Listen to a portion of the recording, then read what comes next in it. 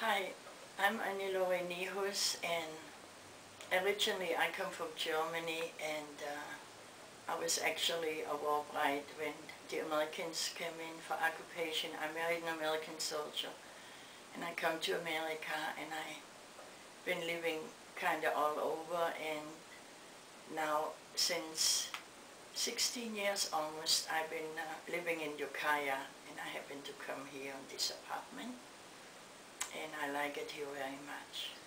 Great. Please tell us about the community garden you are a part of.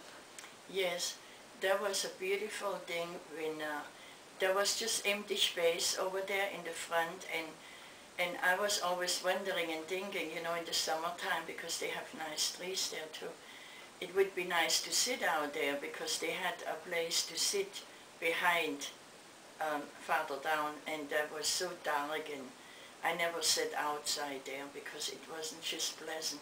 So when they came and made these gardens, and we even got a table now and chairs, and it's so pleasant to sit there, and everybody is coming out now in the summer to look at their gardens and take care, and we sit together, and it's just very, very special to us that we have a garden now. Good. How did the Gardens Project help to get the Jack Simpson Community Garden started? Well, I forgot the name now. Miles Gordon? Yeah, Miles. And he's a very precious young man. We all love him. And he came with a whole crew, all these young people, and oh my gosh, it just wimbled of them. And they dug up and they worked, and it was just beautiful even to watch, I mean, it was just very amazing what they made out of that empty ground. There was nothing there, but kind of really like looking. And so anyhow, everybody got a spot. I have 3 spots, and I have one little one in higher up, and then 2 on the ground. And they built all kinds of they build boxes for the people that are in wheelchairs, so they don't have to bend down to the ground. And they're the ones that can come out now and made the ways clear for wheelchairs. And just a wonderful program. I mean, I'm still amazed when I look down there, and people from the street even watch and look. I mean, it's just amazing. It just transformed the whole front, It's beautiful. Great. What does the Jack Simpson Garden need to become a stronger community garden? It's a what? What does Jack Simpson need to become a stronger community garden? Well, people can see the difference, and how we have all these beautiful vegetables growing, and it's just growing, and everybody's taking care of it, and they even water it, they have water pipes go through.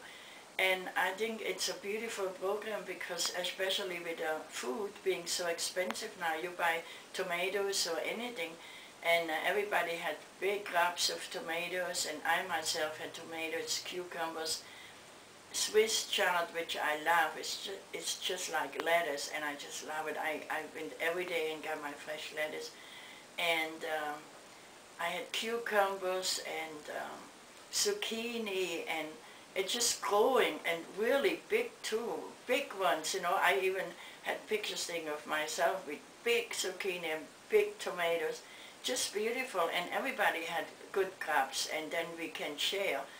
Somebody wants something of yours, and they give you of theirs, because they, plant different things.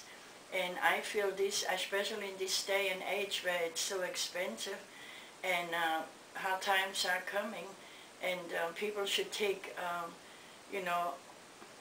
they should use the ground where they have, like people have their own homes and they have nothing growing there but grass or weeds. They should all, do that and have little gardens and put the ground into use. I have it in Germany, people that had homes, which, the ones they have houses, they all instead, nobody has just grass growing. They have maybe flowers around, but everybody has vegetables growing, because they use the ground, you don't want to waste the ground, you sit there.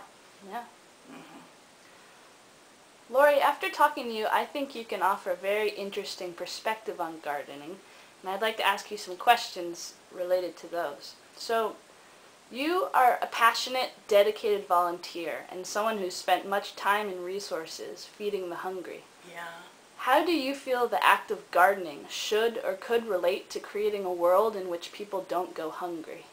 Yeah, well, that's a very good question, because like I just mentioned, people should take advantage if they have houses with those grounds around them, and should, start to plant food. And I think like even now with that terrible earthquake in Haiti, the people start to loot and they go crazy when there is no food. And I seen it in the World War II, because people looting when there is anything somewhere, people, they would sit out with shotguns to guard their gardens, because people come and steal and loot no matter where they get food. And so we have our food here in our gardens, and if something would happen here, I imagine they would come over the fence and grab our stuff. So we might have to sit guard, I don't know. But people should, be aware of that. I mean, we're living in very serious times right now. We never know what happened. Yeah, absolutely. So, my last question for you is, what is your favorite vegetable and why? Oh yeah, well, I love to eat vegetables. I'm a little German that way. I just love a lot of cabbage, potatoes, and I love that zucchini fresh with fresh tomatoes and onions, and put a little meat in it and put it over rice, and I have a meal. I could eat that every day, and I'm 80 years old, never have an operation, I'm not sick, I come going, I'm busy, and I use the vegetables for my street ministry with our church. We feed the hungry every Saturday, the homeless actually. And so I was very happy to have fresh vegetables for that too, and share absolutely. that, and they all love it. I mean, what's fresh coming from the ground, it's 1,000 times better than what you buy in a store, I do know. Well, thank you, Laure. Thank you for being our Gardener of the Month, and thank you for everything that you do. Well, thank you very much.